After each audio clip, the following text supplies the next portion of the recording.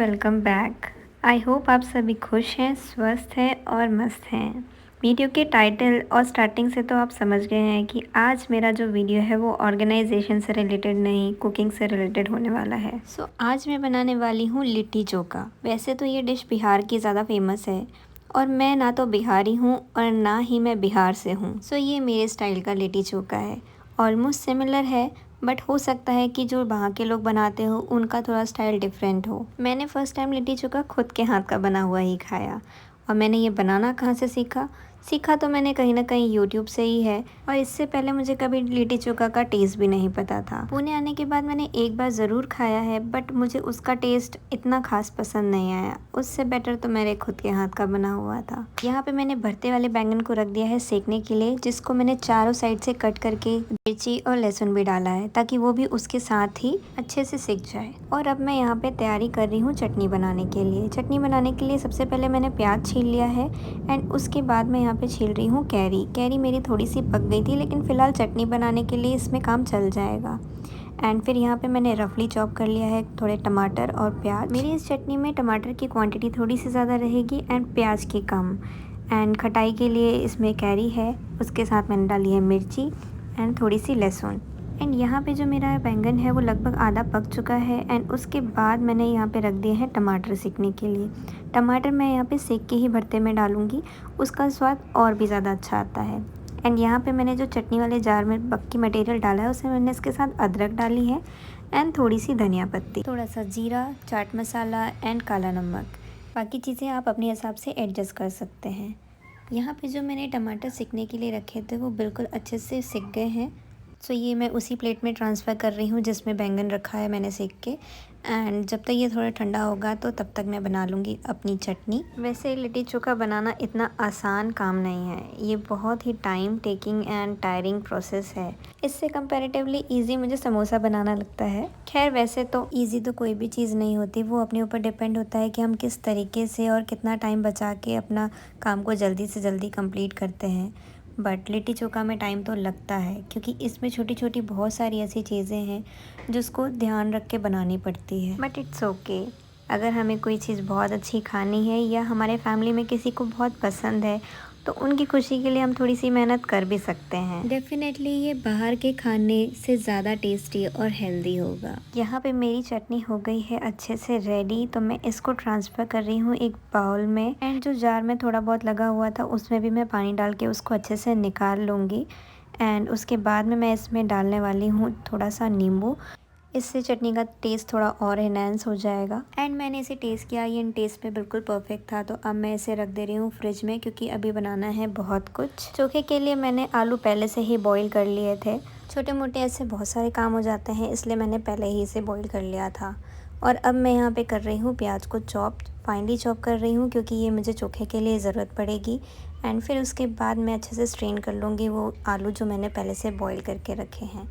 And इसके ऊपर से मैं थोड़ा ठंडा पानी भी डाल दूँगी ताकि जो इसकी कुकिंग प्रोसेस है वो यहीं पे रुक जाए एंड ये ज़्यादा गल ना जाए। आलू को बॉईल करने के टाइम मैं इसे पहले से ही छील लेती हूँ ताकि मेरा जो बाद का प्रोसेस है वो थोड़ा रिड्यूस हो जाए, क्योंकि गरम गरम आलू को छीलने में भी थोड़ी मेहनत लगती है एंड ये थोड़ा टाइम कंज्यूमिंग भी है। एंड उसके बाद ये जो भरते के लिए मैंने बैंगन और टमाटर सेक के रखे थे वो भी ठंडे हो गए थे, तो मैं साथ के साथ उसे भी छील कर साफ़ कर ले रही हूँ। यहाँ पे जो बैंगन के बीज होते हैं वो जनरली मैं भरते को बनाने टाइम यूज़ नहीं करती हूँ, इसलिए इसको क्लीन करते करते ही साथ के साथ मैं इसे निकालती भी जाऊँगी। लिट्टी चोखा खाना बड़ा आसान है, बट ये वाला प्रोसेस मुझे बिल्कुल भी नहीं पसंद है। बट खाना है तो मेहनत तो करनी पड़ेगी। एंड यहाँ क्लीन करते करते तो बैंगन बिल्कुल बचता ही नहीं है, इसलिए जब मैं लेके आती हूँ तो मैं थोड़ा बड़ा लेके आती हूँ या अगर छोटा रहता है तो 2 लेके आती हूँ। एंड फिर इसके बाद मैंने सारे टमाटर को और बैंगन को अच्छे से तरीके से चॉप कर लिया है। और अब मैं बनाने जा रही हूँ चोखा। तो उसके लिए पहले मैंने रख दी है कढ़ाई, उस पर डाला है तेल, आप कोई भी यूज़ कर सकते हैं। एंड उसके बाद मैंने डाला है जीरा अच्छे से चिटक जाए तो उसमें लहसुन और मिर्ची डाल दीजिए। ये वही वाली मिर्ची है जो मैंने बैंगन के साथ में ही भुनी थी। वो तो ये रेसिपी का नाम है इसलिए हम चोखा बोलते हैं, अदरवाइज़ तो मेरे लैंग्वेज में ये बैंगन का भरता ही है। बट ये वाला बैंगन का भरता और जो मैं नॉर्मली बनाती हूँ वो थोड़ा डिफरेंट है। अब मैंने यहाँ पे डाल दिया है टमाटर जिसको मैंने भुना था। नॉर्मल जो मैं बनाती हूँ बैंगन का भरता उसमें मैं टमाटर भून के नहीं डालती, मैं नॉर्मली ही डालती हूँ। यहाँ पे टमाटर भून के डालने से इसका फ्लेवर थोड़ा इनहेंस हो जाता है, वो थोड़ा स्मोकी फ्लेवर आता है। और अब यहाँ टमाटर डालने के बाद मैंने डाल लिए हैं कुछ मसाले, जैसे कि नमक, कश्मीरी लाल मिर्च, हल्दी, जीरा पाउडर, गरम मसाला। और मसाले डालते ही उसके बाद मैंने डाल दिया है बैंगन भी। एंड मसाले और टमाटर के साथ यहाँ पे बैंगन भी अच्छे से पक जाएगा।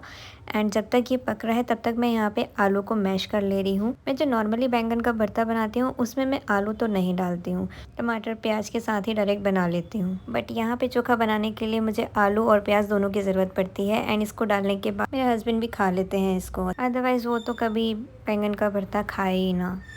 सो यहाँ पे मैंने आलू और प्याज को भी अच्छे से मिक्स कर लिया है। एंड इसमें मैं थोड़ा सा डालूँगी एक्स्ट्रा मसाला, जीरा पाउडर एंड थोड़ा सा गरम मसाला। एंड इसको भी मैं अच्छे से एक अच्छा मिक्स दे दूँगी। एंड इसको थोड़ी देर और पकने के लिए छोड़ दूँगी। यहाँ पे मैं लिट्टी और चोखा जब बनाती हूँ तो थोड़ा एक्स्ट्रा ही बनाती हूँ कि हमारा रात के साथ साथ सुबह का नाश्ता भी हो जाए। इतनी मेहनत करी है तो फिर थोड़ा आराम भी करना बनता है। सो बेटर है कि नाश्ते के लिए भी तैयारी कर लो। एंड यहाँ पे मेरा चोखा हो गया है रेडी।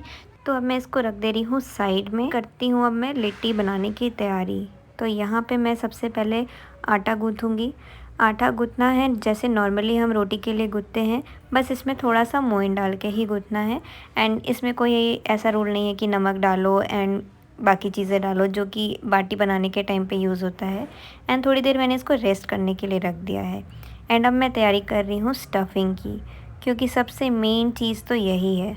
बस आटा गूँथने टाइम हमें ध्यान रखना रहता है कि ये बिल्कुल सॉफ्ट ना हो, थोड़ा सा हार्ड हो, जैसे हम पूड़ी बनाने के लिए बनाते हैं।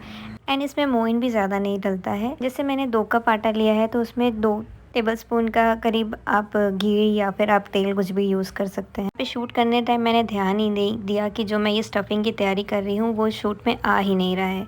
बट मैं आपको बता देती हूँ कि मैंने इसमें क्या डाला। के लिए लिया है पहले तो बेसन, जो कि मेन इंग्रेडिएंट है। बेसन नहीं है तो आप सत्तू ले सकते हैं, मुझे इन दोनों में डिफरेंस नहीं पता इसलिए मैं बेसन ही यूज़ करती हूँ।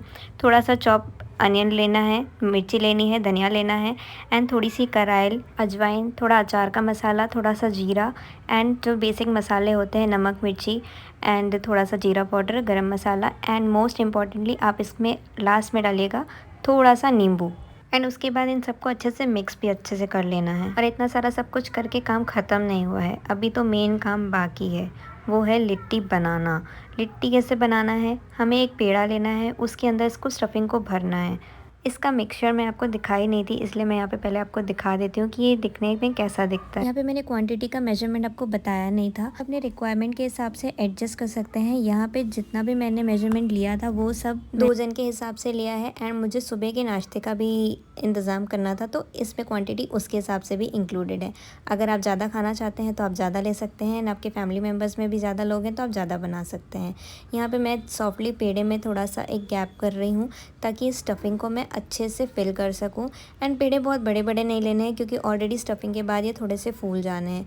एंड जो नॉर्मली लिट्टी बनती है वो या तो भट्टी में बनती है या तो कुकर वगैरह में बनती है, बट मैं यहाँ पे बनाऊंगी अप्पे के सांचे में, तो उसके हिसाब से मुझे साइज़ थोड़ा छोटा ही रखना है क्योंकि हल्का सा ये थोड़ा सा उठेगा जब ये बनेगा तो।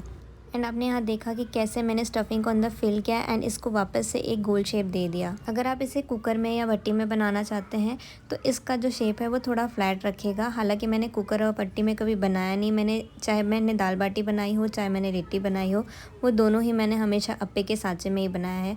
और वैसे तो दाल बाटी की जो बाटी होती है उसके लिए एक अलग से ओवन भी आता है, हालांकि मुझे कभी उसकी रिक्वायरमेंट नहीं लगी। जब मेरे पास एक ही सांचे से 2-3 चीज़ें बन जाती हैं तो मैंने नहीं सोचा कि मुझे अलग से कुछ इन्वेस्टमेंट करना चाहिए।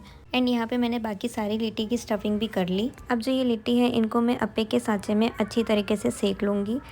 जब मैं ये लिट्टी को सेकने के लिए रख रही थी तब मैं भूल गई थी कि कैमरा जो है वो ऑफ़ है, बट मुझे बाद में ध्यान आया कि इसका कैमरा मैं ऑन करना भूल गई हूँ। खैर, जब भी आप लिट्टी सेकने के लिए जाएं तो जैसे हम बाटियों को अच्छी तरीके से घी में लपेट के सेकते हैं वैसे ही यहाँ पे मैं घी में पूरे साइड से ग्रीसिंग करके उसको यहाँ पे सेकूँगी।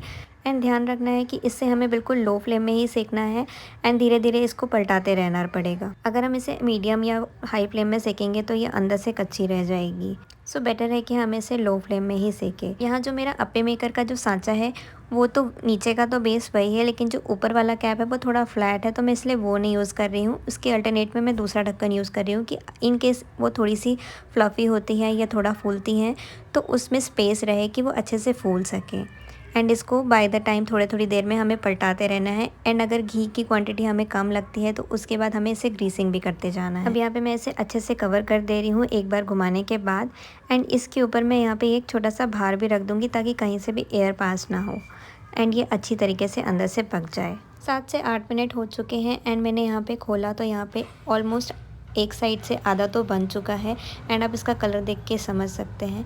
एंड मैंने इसको वापस से ग्रीसिंग करके इसको ढक के दूसरे साइड से भी पकने के लिए छोड़ दिया है। चाहे लिट्टी हो चाहे बाटी हो, दोनों को पकने में कम से कम 20 से 25 मिनट तो लगते हैं क्योंकि ये बिल्कुल लो फ्लेम में पकती है।